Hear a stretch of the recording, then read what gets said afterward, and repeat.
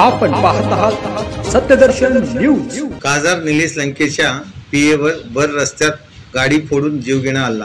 अहमदनगर लोकसभा मतदारसंघातून जिंकून आलेले शरद पवार यांच्या राष्ट्रवादीचे खासदार निलेश लंके यांच्या पीएवर जीवघेणा हल्ला करण्यात आल्याची घटना घडली आहे।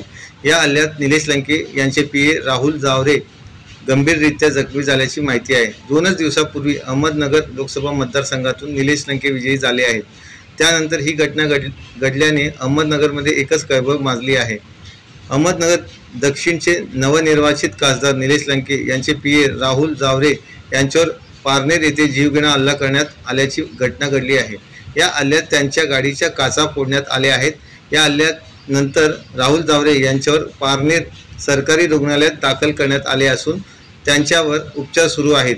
दरम्यान आज सकाळी विखे समर्थक असलेले पारनेर येथील विजय सदाशिव होती यांच्या एका समर्थकाला सोशल मीडियावर निलेश लंके यांच्या विरोधात पोस्ट टाकली म्हणून लंके समर्थक राहुल जावरे व कार्यकर्त्यांनी पारनेर तालुक्यातील गोरेगाव येथे मारहाण केली होती।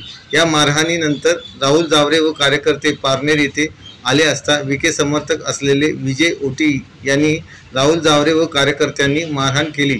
या मारहाणीत राहुल जावरे गंभीर जखमी झाले आहेत। या घटनेने अहमदनगरमध्ये एकच खळबळ माजली आहे।